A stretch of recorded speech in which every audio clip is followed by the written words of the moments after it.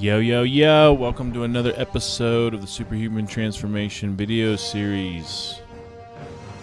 I'm going to say we're going to keep this short and sweet, but I said that last time and somehow it still came out to be 45 minutes long. But anyway, we're going to try to make this concise today and talk about some interesting things, mainly our main goals for the next week. And I wanted to cover real quick this little check-in process that I've been doing on a daily basis.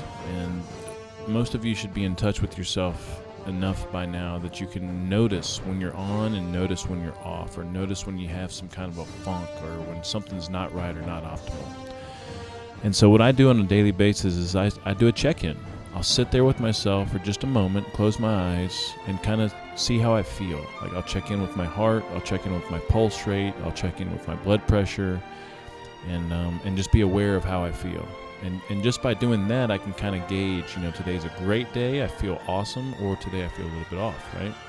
And then I do a head check-in or a mental check-in where I kind of check in on my mental clarity, emotional stability, and focus, and can also notice if I have a little bit of a haze of a funk over me or something or not.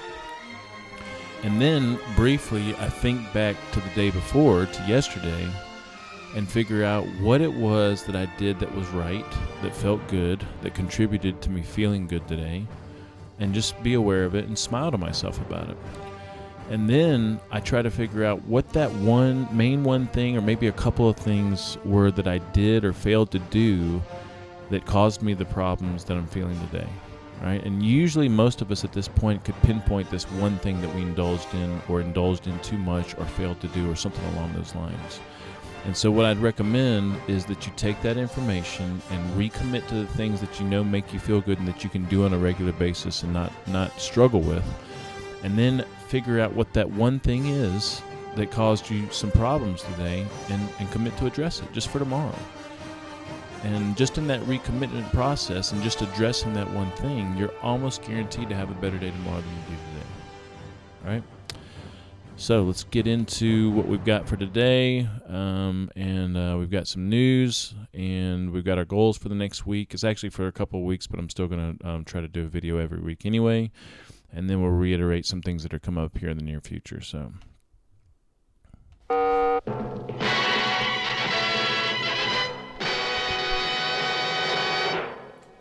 now, I don't have a whole lot of new news stuff, but I did want to cover something that just happened to be synchronistic or coincidental with something that I figured out this week. All right. Men who can perform muscle-ups have greater testosterone levels, sexual endurance, mental clarity, and tend to be much better looking. A study is shown here. So if you don't know what a muscle-up is, it's going from a dead hang position on a bar, like you're about to do a pull-up, and getting up on top of the bar and fully extending on top of the bar. Tends to be somewhat of a difficult move, maybe considered more of a gymnastics move. And, of course, in the CrossFit community, it's one of those things that we're all kind of shooting for, one of the skills that we want to make sure that we address. And it just so happens that I got my first muscle up this week. Now I'm going to attempt a real muscle up, see if I can do it.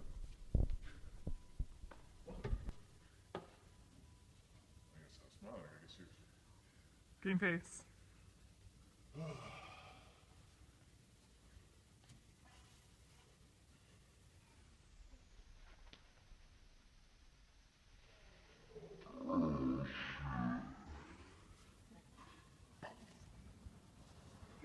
Three. Hop.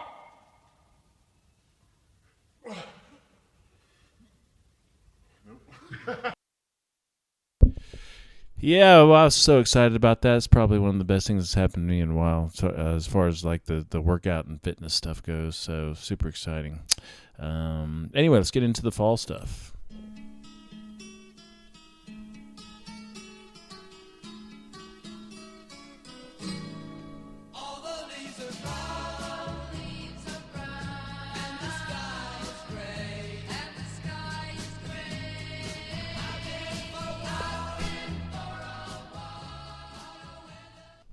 Now, we've already made the transition from summer into fall or autumn, and man, it feels so good. Like, I think today is actually the best day that I've ever experienced this year as far as like temperature and breeze, and just it's just a beautiful clear day, and it's just amazing. So We should already be feeling this slowing down of things. We've got shorter days, we've got longer nights.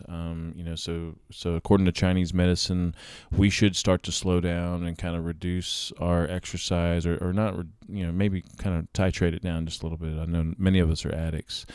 It's also the season of the lungs, large intestine, and focusing on the immune system, quality of your skin, and strength of digestion. So I have a great seminar coming up here on November 8th at 11 a.m. up at my office, 2402 North Tenaya Way, which is also the CrossFit Combine. And it's on boosting your immune system and strengthening digestion. And it's going to be a really, really powerful seminar where we're going to talk about natural ways to boost your immune system, and then also all about the digestive system and how to naturally support your digestive system. So, and keep in mind that the majority of people that come to me, and I'm sure this applies to you when you first started on this journey, have some kind of digestive issues or dysfunction. And we'll talk about why that is at this seminar. But just understand that digestion is absolutely crucial in this journey, and it tends to remedy itself once you start to eat real food and practice the things that we know work. But digestion is the process of breaking things down into such a small level that your cells can actually utilize those nutrients. So it's crucial. If you're eating food and you're not digesting it properly, then it's almost what's the point? So most of us have ultra strong digestion after going through this progression, but it's still a really, really good seminar because also understand your digestive system is where most of your immune system resides, and the strength of your digestive system is going to dictate how often you get sick for the most part. And we'll talk all about that stuff. So if you know you're going to make this seminar, please RSVP. It's going to be the standard pricing of $25 for people that aren't members of the gym and aren't superhumans. Superhumans get it for $15, and then if you're members of the CrossFit Combine, then you're going to get it for free. So going into the next week, at this point, most of us should have done the starch testing. And again, commit to this testing process regardless of what you feel like you do better on or do worse on, because those things are going to change as time goes on and as the seasons change. So now we're bringing in full-fat dairy products, hard-shelled nuts and seeds, and properly prepared legumes. I definitely would not bring all those things in at once. I would have a focus for a few days and then bring something else in for a few days and try to be very methodical about it. Because remember, if you start to bring in several of these things, your first night out, if you have some ice cream and some hard-shelled nuts, some walnuts, and some lentils, and you have some kind of issues or reactions that night or the next day, it's going to be very difficult to tell which of those things it was. So be very methodical about this.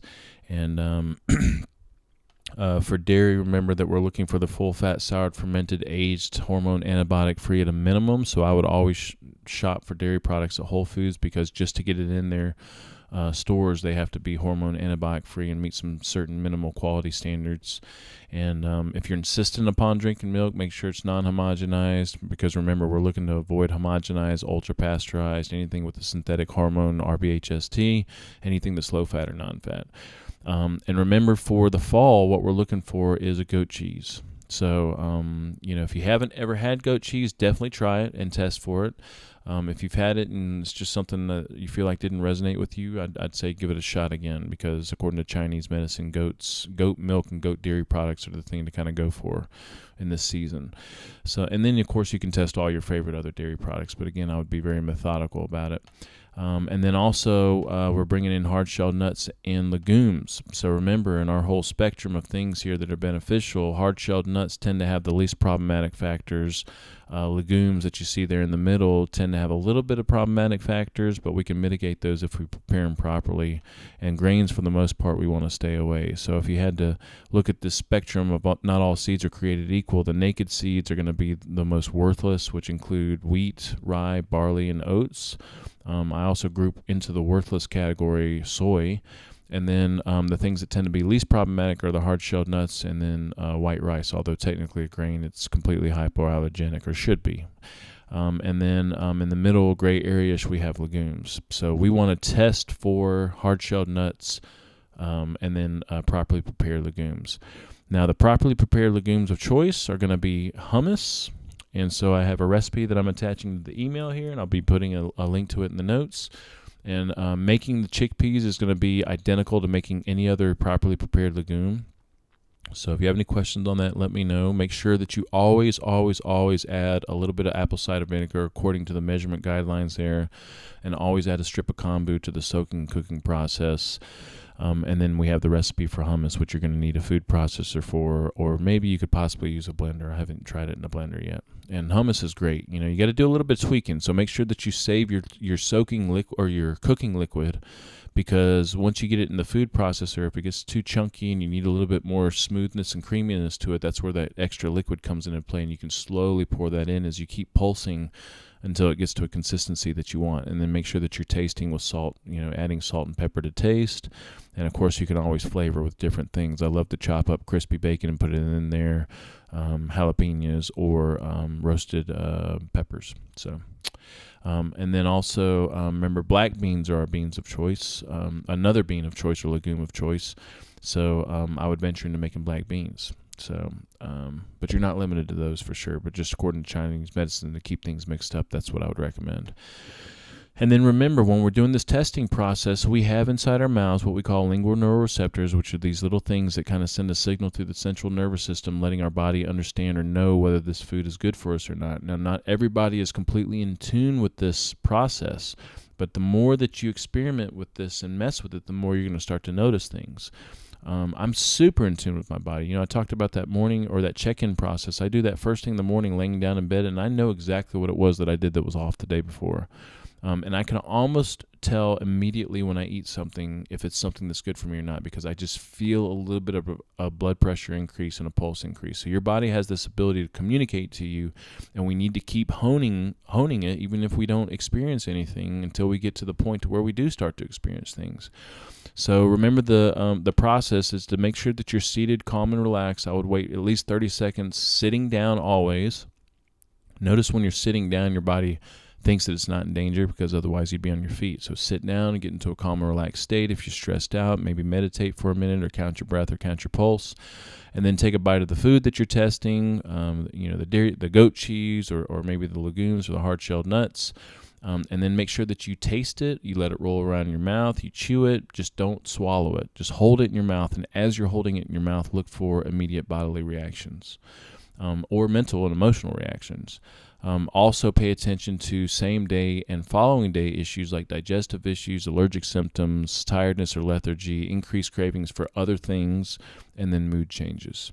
And ideally, you'd want to do this testing protocol for a few days in a row, especially if you notice an adverse reaction from that first day, just so that you can make sure that you get a consistent result and try to figure out if that's really what it was, or maybe it was you're not having a good night of sleep, or something along those lines.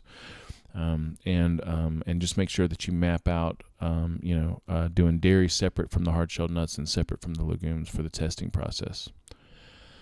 All right, now our ultimate morning process, I just cannot emphasize this enough. I went and visited with a family this weekend that's been through the 10-week progression, and we talked about it, and how during the progression, once we got this whole personal process figured out, it was one of the most empowering things in the world, in conjunction with the food. And we went on to discuss how they kind of fell off of that process, and they noticed it immediately. So it feels right sitting down and committing a little bit of time to yourself every morning before you start the craziness of the day. So the ultimate way to structure your morning process, this is what I do on a daily basis now, is number one, you want to sit and write down the top 3 to 6 things. Usually it's top 3 things that are causing you the most anxiety or stress. And immediately, if you sit and think about those things, you know exactly what those things are. They tend to be, for me, calls or emails or something that it has the potential for some kind of confrontation, or some kind of negative response or something. So, and out of those 3 things, figure out which one of those things, if you handled it, or that you can commit to handling if you handle it, would have the most impact on the rest of your day, or the rest of the things that you have going for that day.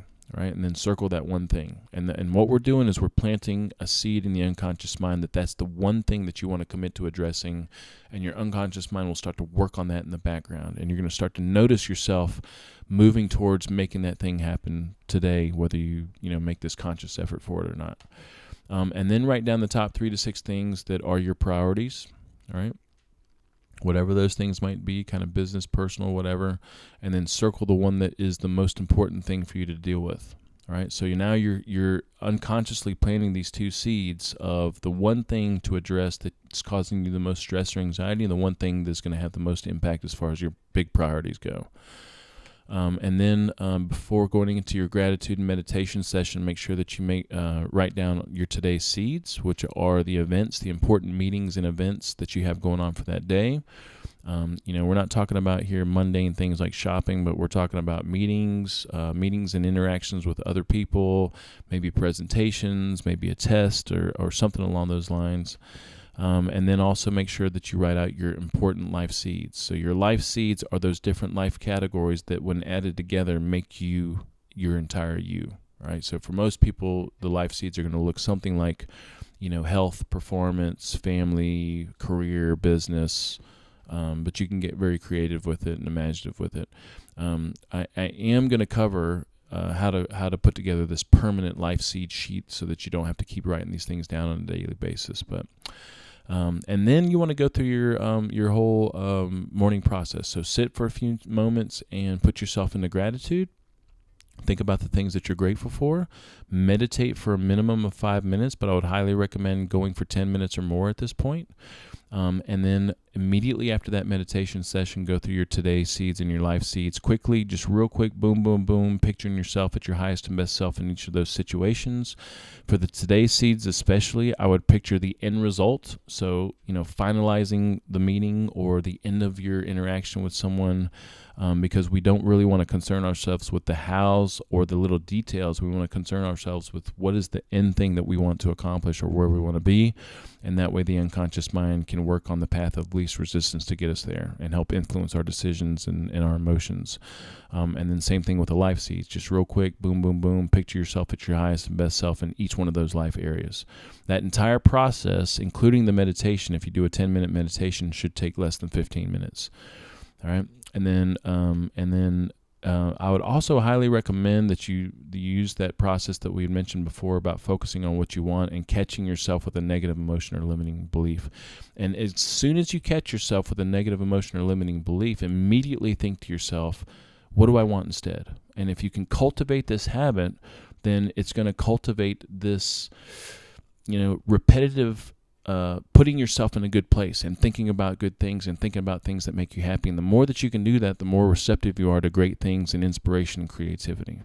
So the key here is catching yourself being off, catching yourself in a negative emotion, and immediately trying to switch out of that by thinking about exactly what you want instead. All right. Now I want to make a plug for meditation, because I'm just telling you, it is just one of the most powerful things in the world, and it's the natural progression once you've got the food and lifestyle factors figured out. And it's coming out more and more and more. I can imagine 5 or 10 years ago it was probably thought of as this very wooey, Buddhist temples and chimes and smoke and all this other stuff, but that's not what it is at all. I mean, we know this from experience, but we're starting to see more and more of it come out in the mainstream. So there's all kinds of organizations that publicly declare, the use of transcendental meditation. And then, I listen to several podcasts and am subscribed to several blogs that constantly talk about these top performers and top money makers and top people in certain industries that attribute meditation to being one of their big reasons for success. So remember, meditation is all about having a focus and focusing on that focus and noticing yourself drifting. All right. So you can imagine it's like a drive-in theater where you have the screen, and the images that fly across the screen are these thoughts that come in and interrupt your focus, because your focus is the screen. All right. And as soon as you notice those things, you don't want to get caught up in the drama of those things. You want to come back to your focus.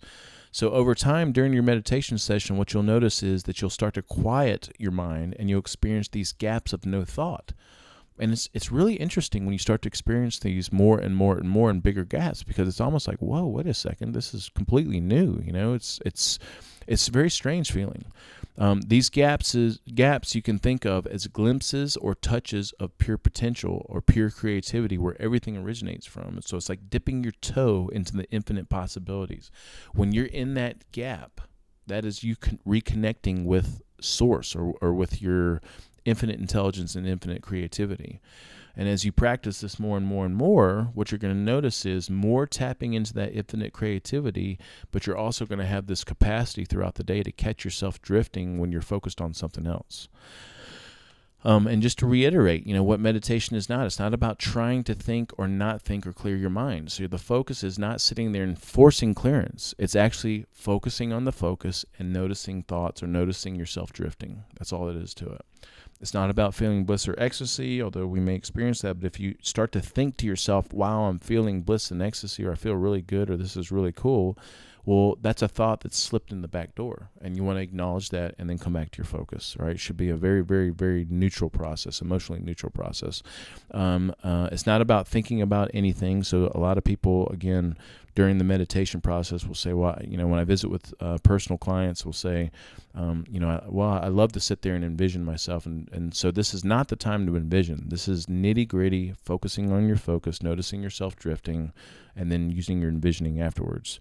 And it's not about trying to get anywhere. What it is about is developing concentration, training your ability to be present, training your ability to be persistent. So the more that you can notice yourself drifting, the more persistent you can be in all your daily activities, because the more you're going to notice yourself drifting from those things. It's learning to catch yourself, catch emotions coming over you, and this is the deal, like awareness is key. So the more that you can notice a funk coming over you, some kind of an emotional issue, some kind of irritation or urge or craving, the more that you're breaking that habitual repetitive response into it and breaking it up just a little bit. And the more that you can catch yourself being negative, and therefore you can switch that and turn yourself into positive. So the more that you can focus on being positive throughout the day, the more great things are going to start to come into your life. And it's training this habit energy of always being present, because that's what this is really about. Just think about it. If you have 20 times in a day where you catch yourself drifting, or you catch yourself with a negative emotion coming over you, that's 20 times throughout the day that you're present, right? And the rest of the time you're off in your head. So the majority of our suffering comes from our mind and anticipating the future and having anxiety or reliving the past. That's all there is to it. And remember the benefits of meditation: true happiness and well-being over the long term. It teaches you about yourself and others, gives you compassion for yourself and others, because you start to notice that everyone is suffering from the same disease, which is being caught up in your head all the time. It makes your mind sharper and clearer, helps you deal with life differently, tap into the infinite well of creativity. So remember, the more gaps we have, that's where inspiration and creativity come from. Inspiration and creativity never come when you're caught up in your head about something. And then what you'll start to notice is, over the long term, all kinds of cool and crazy things happening, like what I call synchronicities, which are just these chance, crazy things that normally you would just attribute to a coincidence, but it actually really is a message or a signal that you're on some kind of a path, and you need to acknowledge that. So what I'd like you to do real quick is take a moment, and I want to help you find your breath. All right. Now, this is really powerful. Many of you that have been using the mantra, I am, to meditate, what I'd like you to do is try for the next couple of weeks to focus on your breath. And the breath tends to be very vague, and so a lot of people tend to get lost when they focus on the breath, because they have a hard time finding what to focus on, because you can't really see it, and it's just intangible, and it's almost ineffable. And so what I want to do is help you hone in on a breath that feels right for you. So this is a really good practice to go through every time you meditate, and it takes less than a couple of minutes, and it really helps to center yourself and ground yourself. So what I'd like you to do is, if you're watching this on your computer, find yourself a place that you can actually sit and meditate for a few minutes and just go through this exercise. If you're watching this on your phone, again, find a place that you can sit comfortably. You don't have to sit on the ground cross-legged, although I love to do that. You can sit in a chair, but just make sure that you're sitting erect and with good posture. And once you find that place, I want you to close your eyes, and I want you to let me take you through this little guided meditation. It's really, really powerful. All right, so find your spot where you're seated and comfortable, but we want to focus on the posture first. So what I'd like you to do is close your eyes. And as you're sitting there, what I want you to do is focus on having good posture with your head up, erect and upright, and with your shoulders pinched back, and with some stiffness in that lower back. And then what I want you to do is, I want you to start at the top of your head and start to relax everything while you're maintaining this good posture. So start at the top of your head and relax your head. Keep it erect. Keep it upright, but relax your head. And move down to your eyes and notice if you have any tension in your eyes or your eyebrows or even your eyelids. Maybe you're squeezing them too hard. And just relax. Relax your eyebrows, relax the muscles around your eyes, relax your eyelids. Keep them closed, but just try to relax them. All right, move down and relax your nose. And now notice if you have any tension in your mouth, pursed lips or something. Now move down and relax your neck while maintaining that good posture. With your shoulders, make sure that they're still pinched back, almost like you're kind of poking out your chest, but now make sure that they are also relaxed at the same time and kind of seated. Drop back just a little bit. And then move down towards your abdomen. Now in your abdomen, what I like to do is keep the abdomen kind of tight, almost like you're posing for a good picture with your shirt off or something, or with a sports bra on. Keep your abdomen tight, and now move down to your hips and your legs. Relax your legs, loosen any tension that you might have there, and relax your calves and your ankles. And then come back up to your arms with your shoulders relaxed and go through your upper arm, your bicep, your tricep. Relax those, and then relax your forearms. All right, so you should have a beautifully solid posture that's very upright and erect, whether you're sitting in a chair, sitting on the edge of a couch, or sitting on the ground. But you should also feel very, very, very relaxed. And now what I want us to do is I want us to find our breath. So take a moment, and I want you to start breathing in and out through your nose. And we're going to go through finding your breath, right? So breathing in and out through your nose. First, what I want you to do is visualize the breath coming in and out of your nose like a mist or like smoke, almost like a dragon's nostrils or something, right? So as the breath comes in, you can see this mist or the smoke coming into your nose. And as you breathe out, you can see this mist or the smoke kind of dissipating. Breathing in and breathing out. And just notice how that focus feels, focusing on visualizing the breath as a mist or smoke. All right, now let's move on to the sensation of the breath coming in your nostrils. So as you breathe in, you notice the breath hitting your nostrils, that sensation of where the breath meets your nostrils. And as you breathe out, same thing. You notice that sensation of the breath passing over the nostrils. And I want you to do that a couple of times and see how that feels. See if that resonates with you. Breathing in, feeling it hitting your nostrils, and breathing out, feeling it hitting your nostrils. And now we want to focus to the sensation of the breath hitting the back of your throat. All right, so as you breathe in through your nose, you notice the air, the feeling of the air hitting the back of your throat. And then as you breathe out, you notice the feeling of the air hitting the back of your throat.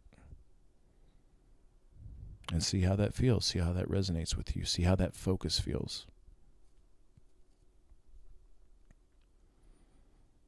In and out. And now what I want you to do is focus on the sensation of the breath filling up your lungs. So as you breathe in through your nose, you feel the breath filling up your lungs. Almost like, you can imagine your lungs being like a balloon. Right? And then the sensation of the breath leaving the lungs. And do this several times. See how that resonates with you. How does this feel? Breathing in, feeling the sensation of the breath entering your lungs and leaving your lungs. All right, and finally, what we want to do is notice the sensation of the breath as an entire body movement. So as you breathe in through your nose, notice your entire upper body, your abdomen, your chest expanding, and that sensation of your body expanding. And then as you breathe out, notice the sensation of your body kind of contracting. like it's a total body movement, a total body feeling. Breathe in through your nose. Notice your body expanding. Feel your body expanding, and as you breathe out, notice your body contracting. And just sit for a second now and think about which one of those things was the easiest for you to focus on and gave you the less potential for distraction. For many people, it's visualizing the breath. For many people, it's feeling the sensation of the breath entering the nostrils, leaving the nostrils, or the sensation of the breath on the back of the throat, in the lungs, or just this total body sensation. Now, for me, when I breathe in and out, I like to feel my body moving, expanding, contracting. But if you go through this exercise, every time you sit down to meditate, number one, you should have just noticed as we went through that exercise, your mind didn't drift at all. And that's because your focus was focusing on each one of these different phases that we went through. So if you can sit down during every meditation session and go through this relaxation process from head to toe, that's a focus. And then go through each one of these breath modules, that's a focus. And that should take up a pretty significant period of the meditation time. And then after that, focus on whatever part of the breath most resonated with you. Now, I have an app on my phone called Insight Timer. So if you have an iPhone, I think they have it for Android and everything else, but you can search your app store.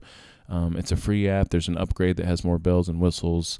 But the Insight Timer, you can actually time a what do they call it? They call it a pause or something like that. So, for instance, I have a 2-minute delay before my actual meditation time starts. So I typically have a 2-minute delay, which is the time that I do my gratitude. And then as soon as that 2-minute delay is over, I have a little wood block that goes, tok, and then I start my meditation time, which I usually plan for 10 to 20 minutes. And so at the end of that meditation time is when the meditation bell rings. So I love having that little delay because that kind of guides how long I spend doing gratitude.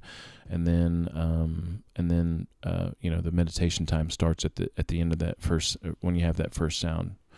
So, and there's a YouTube video. If you just search YouTube and type in Insight Timer, it'll take you through all the instructions on how to use it. It's pretty self-explanatory. But another thing I love about it is when you first come into the app to meditate, you can see how many people are meditating worldwide with that app at that point.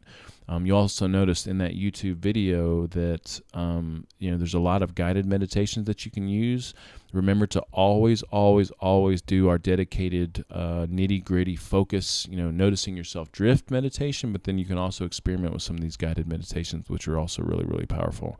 And they have, guided meditations from a lot of, really well-renowned world leaders in meditation. So, all right, that is it. So we've got the Bacon Battle cookbook is going to be at our should be done by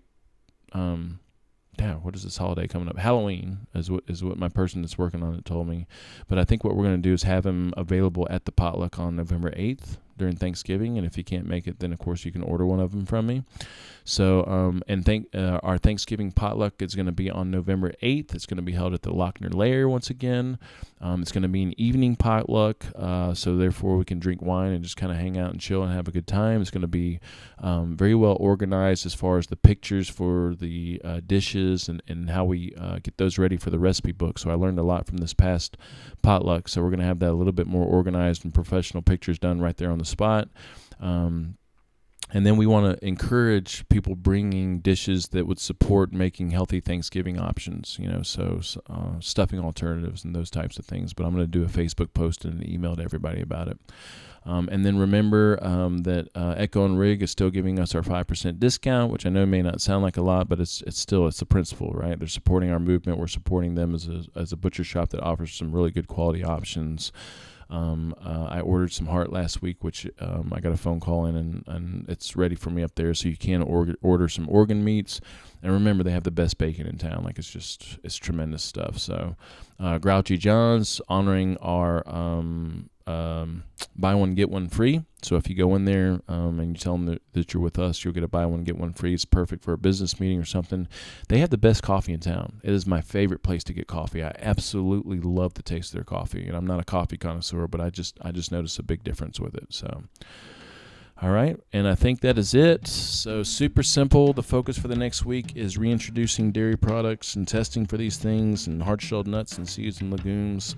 And, keep up the faith, keep up the good work. Make sure that you're cycling yourself through these different phases. Take them very serious, because I can tell you right now, the 5 food groups and the Ideal Days meals, although great, is not going to be enough to keep you shifting.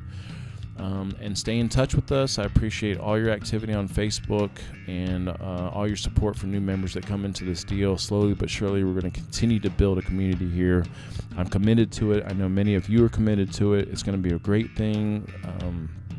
It's a work in progress, but I appreciate each and every one of you. And if you struggle in any way whatsoever, make sure that you reach out to me, because that's what I'm here for. All right? I care about you guys. Thanks.